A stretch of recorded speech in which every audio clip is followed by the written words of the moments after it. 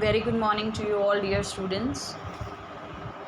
Today we are continuing unit Public and Private Enterprises regarding business studies of class 11th. This is our third lecture regarding this unit, and in this lecture we will discuss about the statutory, or you can say public corporations. This is also a type or form of public sector. So we can say that this is an incorporated enterprises, means registration is must regarding to establish these types of enterprises. As we discussed earlier that the public sectors, in public sector some enterprises are incorporated as well as some are non-incorporated, means कुछ ऐसे means enterprises रहेंगे public sector में जिनका registration होगा, compulsory होगा registration करवाना, और कुछ ऐसे भी रहेंगे जिनका रजिस्ट्रेशन करवाना कंपलसरी नहीं होगा. जैसे डिपार्टमेंटल अंडरटेकिंग है, उसके रजिस्ट्रेशन की ज़रूरत नहीं होती है, बट स्टेटरी और you can say public corporations, for public corporation it's mandatory to incorporate these types of organizations. ठीक है, इनका रजिस्ट्रेशन होगा. सो स्टेटरी कॉरपोरेशंस और public corporations are that type of public enterprises which are created by a special act of parliament or state legislature. means एक ऐसा organization जिसकी establishment एक special act से होती है.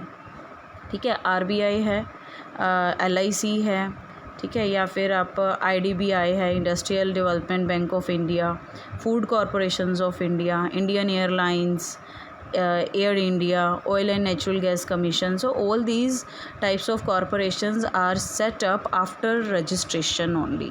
ठीक है, एक ऐसा ये सभी जो ऑर्गेनाइजेशंस हैं इन सभी के पहले रजिस्ट्रेशंस हुए हैं.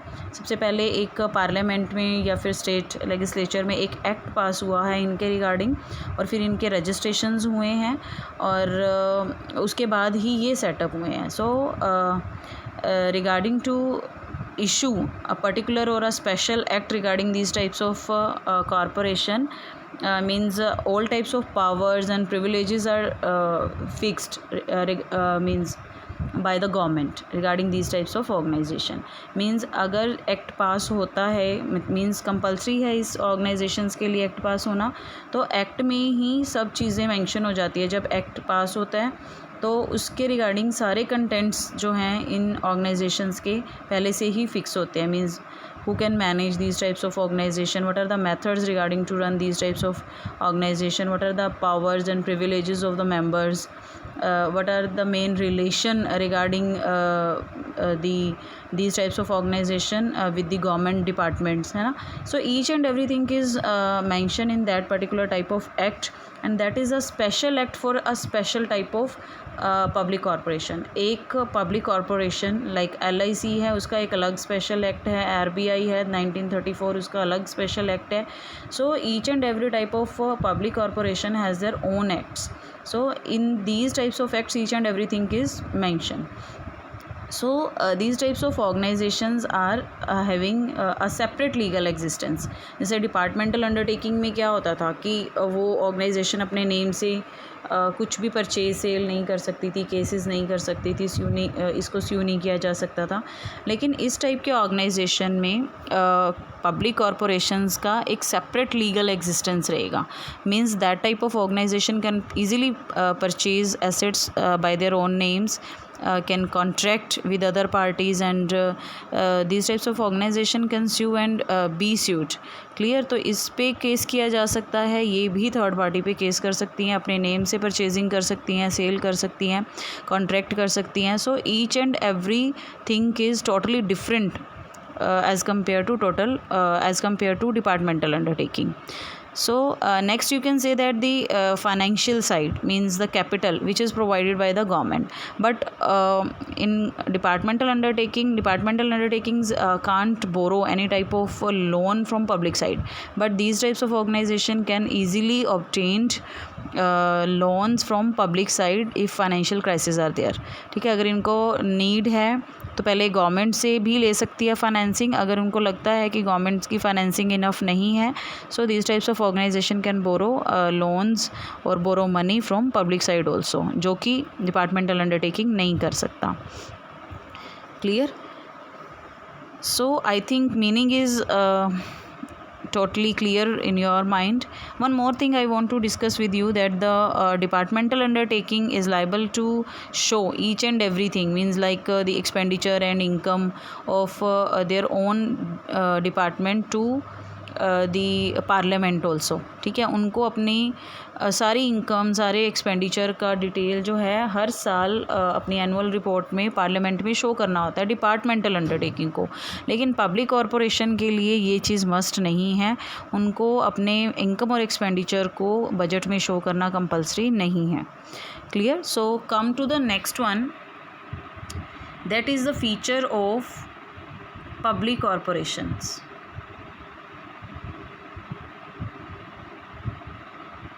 I'm showing you one very interesting PPT regarding this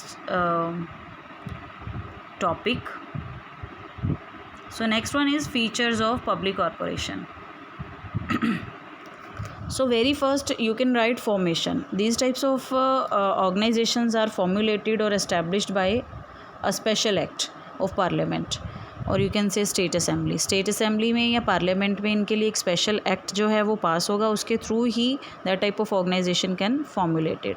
so totally ownership of the government, you can say local government और सेंट्रल गवर्नमेंट, और you can say state government, mainly state और central की ही रहती है. So total ownership of government formulated by a special act, and it is also managed by the nominated directors of the government. Government can appoint a group of 5 or 6 members, and that group is known as the director of the corporation. They are salaried person. ठीक है, ये government employees नहीं होंगे. Government एक special act में ही mention होगा कि किस टाइप से इनकी अपॉइंटमेंट होंगी. इनके बाकायदा रिटन टेस्ट्स होते हैं, इंटरव्यूज़ रहते हैं. तो government officers can appoint these types of director, and this is a group of 5 or 6 directors, and they are nominated by the government, and they are not salaried, they are not the government employees. इनको salary मिलेगी, government employees नहीं हैं. ये act के ही provisions के according ही appoints होंगे, और यही इस टाइप के ऑर्गेनाइजेशंस को रन करते हैं. जितने नंबर ऑफ ऑर्गेनाइजेशन है उसमें कितने डायरेक्टर्स की रिक्वायरमेंट है, कैसे इस्टेब्लिश होंगे, each and everything is mention in that particular, और you can say special act. Next, financing. So the total financing is done by the government, but if a need arise, then they can borrow loan from they can borrow money from companies, public side also. Next, and the most important feature is separate legal entity. These types of organization can purchase any type of property with their own, by their own name, and they can sell the properties by their own name. They can have any type of contract with the other parties, and other party can sued on these types of organization also. So सब चीज़ें एक company की तरह कर सकती है, अपने name से परचेजिंग, सेलिंग, कॉन्ट्रैक्ट, और इस पे केस करना, ये सब चीज़ें जो हैं रहेंगी पब्लिक कॉरपोरेशंस पे. Next is administrative autonomy. You can say political interference. So little bit political interference you can say is there, but mostly they are free to utilize their powers, or you can say to do their work by their own way. Own way means the way which is mentioned in the act. जो भी act में mention है उसके according ये काम करने के लिए फ्री होते हैं.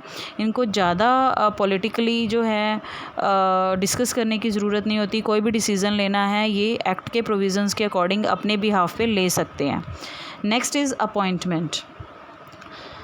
Because all means rules and regulations are mentioned in that particular special act, so remuneration regarding rules and appointment regarding rules are also fixed by that particular special act. So one board of director is there, and they are appointed by the government according to the rules and regulations of special act of these types of organizations, and they are salaried person. They are not, you can say, government employees, ठीक है, ये government employees नहीं होंगे, इनकी act के according ही appointments होंगी। जो भी पर्सन रिक्वायर्ड हैं इस टाइप के कॉरपोरेशन को सक्सेसफुली रन करने के लिए, उनकी अपॉइंटमेंट एक्ट के प्रोविज़न के अकॉर्डिंग ही होती है। और जो ये हैं अपने उस एक्ट के अकॉर्डिंग ही वर्क करते हैं। जैसे LIC का 1956 एक्ट है, RBI जो है 1934 के एक्ट के अकॉर्डिंग वर्क करेगी। सो these types of acts are implemented on these types of organization. Clear? Next one is, as you can see that we have already discussed these types of features. You can see.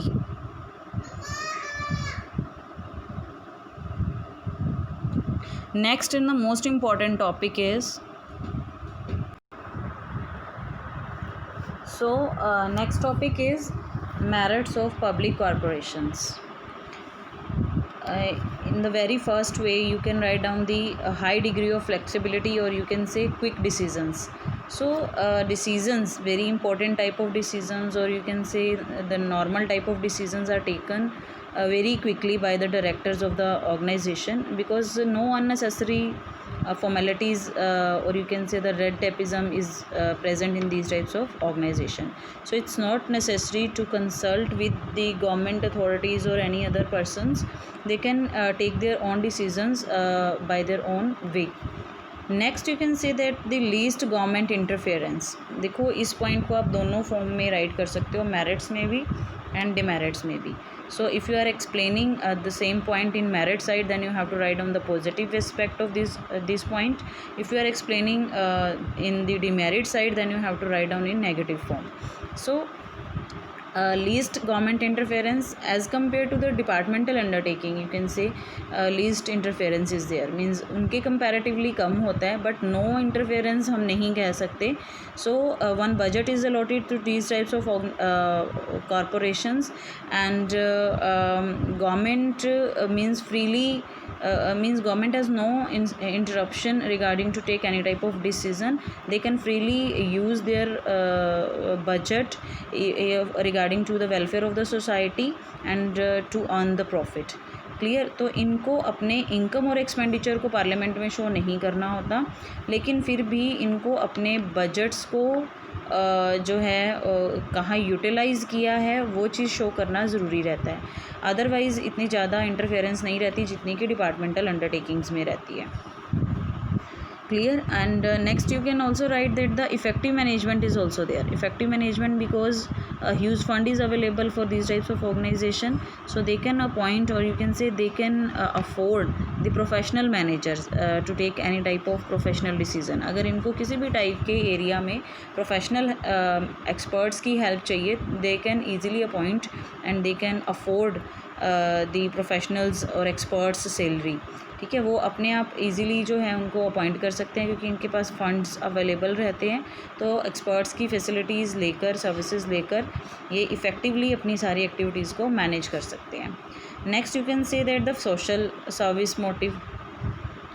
Clear? तो social service motive means because the objective is divided into two categories. First one is to provide social service to the welfare of the society, regarding to the welfare of the society, and secondly they have to earn profit. ठीक है, अपने आप को चलाने के लिए, existence में बने रहने के लिए प्रॉफिट अर्न करना भी इनकी प्रायोरिटी रहता है.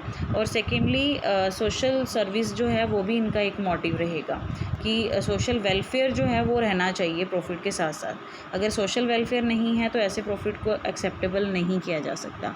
सो some corporations are also there in some condition. if they are not earning any type of profit, then they have to continue their work, है ना. कुछ ऐसे ऑर्गेनाइजेशंस हैं, कुछ कंडीशंस आ जाती हैं, तो अगर वो लॉस में भी चले जाते हैं तो उनको फिर भी अपनी ऑर्गेनाइजेशंस को कंटिन्यू रखना पड़ता है for the motive of social welfare. Clear?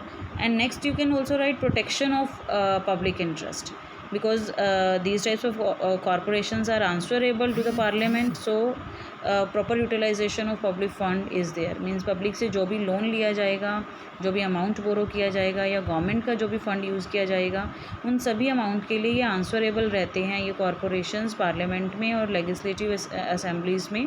सो ये इन मीन्स जो वहाँ पार्लियामेंट के क्रिटिसिज्म हैं या क्वेश्चनिंग है उनको अवॉइड करने के पॉइंट ऑफ व्यू से इनको जो है अमाउंट को प्रॉपरली यूज़ करना नेसेसरी हो जाता है। ठीक है, मीन्स कि अगर ये प्रॉपरली यूज़ करते हैं then they can explain each and everything fairly in the parliament, है ना, तो कोई क्वेश्चनिंग रहेगा ही नहीं। तो proper utilisation of public fund और public interest is there. Next you can say this that autonomous status is there, means they can frame their own policies, their own procedure according to the norms and conditions of their special act.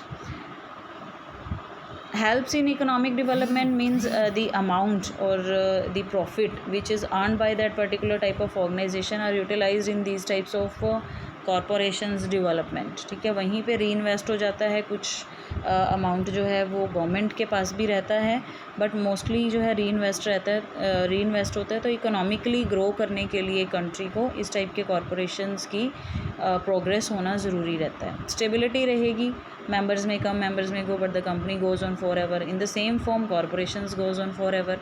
तो ये इनके existence पे members के आने जाने का कोई फ़र्क नहीं रहेगा, कुछ पॉलिटिकल चेंजेस का इस पर इफ़ेक्ट नहीं होगा। मान लो रूलिंग गवर्नमेंट चेंज हो गई है तो उसका इस पर कोई इफ़ेक्ट नहीं रहेगा, because they have established their own policies and rules and regulation according to their own act and for long time period. Next topic is limitation. So first one you can say that rules and regulation is the major limitation of these types of public corporation. Rules and regulation means each and everything is fixed by that special act, and each and every one is liable to follow that type of rules and regulations. So no flexibility is there, operational flexibility is not present there. So sometime it becomes very hectic or very means you can say burdenable for employees to change or to work according to the norms of the corporation। ठीक है, कई बार ऐसी conditions आ जाती हैं कि उस corporation के जो एक्ट में रूल्स एंड रेगुलेशंस मेंशन है उसके अकॉर्डिंग वर्क नहीं हो पाता, लेकिन अब क्योंकि उसको फ्लेक्सिबल नहीं है, चेंज नहीं किया जा सकता, तो वहाँ जो है प्रॉब्लम क्रिएट होती है। ये सबसे बड़ी आप कह सकते हो कि लिमिटेशन है। ठीक है, नेक्स्ट इज़ पॉलिटिकल इंटरफेरेंस। अब वही पॉइंट आप पॉजिटिव फॉर्म में भी लिख सकते हो, नेगेटिव फॉर्म में भी। मीन्स प्रैक्टिकली पॉलिटिकल इंटरफेरेंस रहता है। ये जो पॉलिटिकल इंटरफेरेंस का पॉजिटिव फॉर्म में आपने राइट किया था वो सिर्फ एक थ्योरेटिकल पॉइंट ऑफ व्यू से है, but practically ruling government has their own interference in these types of corporations. These types of corporation can't take any type of decision freely. Okay, next you can write chances of corruption is also there. So you can say the misuse of funds of these types of corporation is also present there. Inefficiency or you can say lack of competitive feeling.